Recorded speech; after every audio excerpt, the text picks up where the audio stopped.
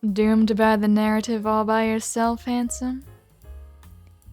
Writing memes from Tumblr. Getting inspired to write is actually really easy. All you need to do is be the busiest you've ever been in your entire life and as far away from a computer as humanly possible. Hope this helps. Me every time I post something. Sharing your creations online is a cruel and pointless exercise. Pouring your heart out only results in deafening silence. The only constant is isolation. Minutes later. OMG, someone sent a nice comment. What fanfic writers say versus what they mean, by the way. Thank you for reading. I'm glad you enjoyed.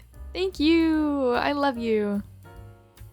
Thank you for commenting on my fic and saying nice things. I love you and reminding me why I love writing and making it feel all worth it. You are incredible, by the way. Please keep reading fics and commenting. You made my day so much brighter. I love it when people comment on my fics. It makes me feel validated and I will never be annoyed by it. Thanks for commenting. When someone says they like my writing. Nice to meet you. Marry me. Me doing anything but actually writing the next chapter as if it'll magically appear on its own. Shut up, I'm manifesting. Write a complex fanfic that has an original storyline, plot twists, and character development. Or stick some OCs in that story idea so you now have an original story. Fanfic writers, the red button. Everything happens in a blur. Or actually describing the surroundings and what is going on. Me, the red button. I made this meme instead of describing the surroundings and what is going on. Adding a random detail to the beginning of a story for funsies. Butterfly affecting subplot. When the random idea you wrote at the start of the book becomes a key plot point. Oh yeah, it's all coming together. I am a writing genius who totally planned this. Me trying to restrain myself from adding a 5th comma to my sentence. It just adds, dramatics. Me writing, this sentence is way too long. I need to condense it in a way that makes it grammatically correct while still preserving the original meaning I'm trying to convey. The devil on my shoulder. Or you could add 5 more commas, a semicolon, 3 em dashes, 50 more words, and it'll all come together in a way that's technically grammatically correct, but completely incomprehensible to anyone who reads it. Even yourself. Me writing faster. You're a genius. Me. So, yeah, that's an idea, but I haven't written it yet. A reader or follower. That's okay. It'd be cool if you did, though. Me already opening up a new Word document. What? Oh no, who could have foreseen this? It literally just seems to take a nudge for me to write something that was already in my head. We go from not writing it, thinking of writing it, and new work in progress real fast. Opening an old work in progress and finding it with more words than you were expecting is the writer equivalent of putting on an old pair of pants and finding $5 in the pocket. Can a person run after being shot? Can a person survive a snake bite without antivenom? Can a person stay conscious while being stabbed? My FBI agent trying to act surprised that I'm researching sketchy things again. I hope the FBI agent falls in love with me. English to writer-translator. English. I'll write it later. Writer. I will never f***ing write it. When you can't write fight scenes. I have no idea what's going on, but this is intense. Gonna start calling authors' works on AO3 discographies. Writing fanfic versus writing novels. A fanfic writer, indented paragraphs. An original novel writer.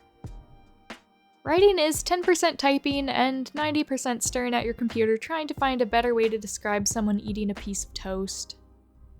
Coming up with an idea on what to do with a character. Oh. Realizing the trauma I'm about to put people through. Oh. Writing an oh moment, except instead of oh shit, I am in love, it's oh shit, I am traumatized. Why do you write? I got a good publishing deal and it earns me sufficient money. It's a fun hobby that helps me express myself. Trauma.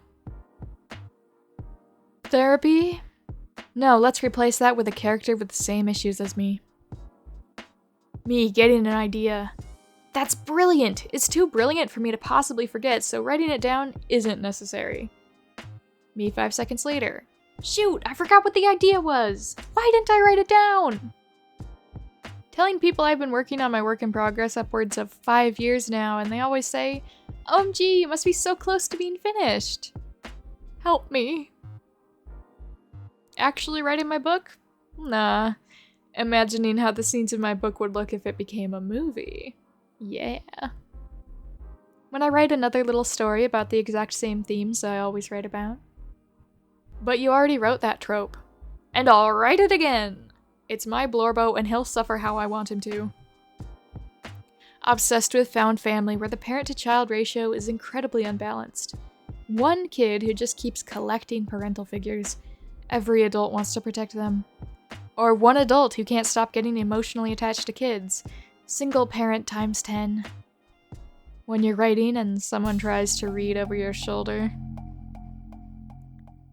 Coming up with new headcanons, story concepts, and AUs. Strong! Writing fanfiction. Strong! Writing anything school-related. Weak. Being a writer is just 97% Googling words to make sure they mean exactly what you always assumed they meant. Information I study for fanfiction. Massive tome. The fanfiction. Much smaller. Why is it that whenever I get a new fic idea, it's never, oh, what a cute little one-shot, I can write this in a day. It's always, here's an epic-length fic that will take ages to plan, with a huge ensemble cast, many interconnected plot threads, will literally contain every favorite trope and headcanon I can stuff into it, and will require diving into the deepest, darkest recesses of the lore. Mom, my dear child is typing away on her computer. She is crafting worlds and people and tragedies out of mere words. I shan't bother her. Me, a writer, is currently writing an unplanned scene with characters that came out of nowhere and a Word doc titled, I have no idea what this is. How I sleep knowing my work will never be plagiarized because my writing is shit.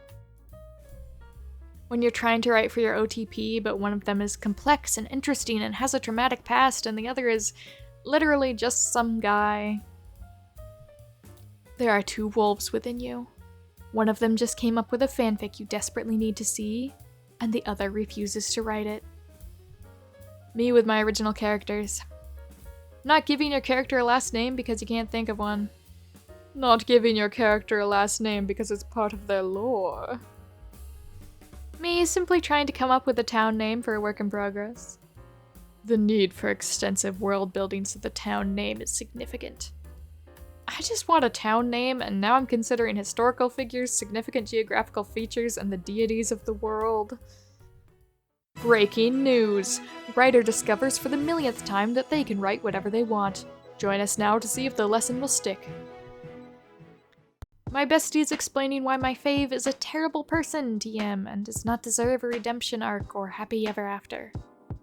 Me about to write it anyway.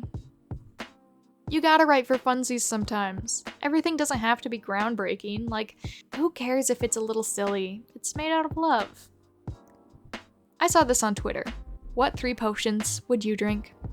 You can only choose 3 potions. Built-in mental thesaurus. Remember all of your world building.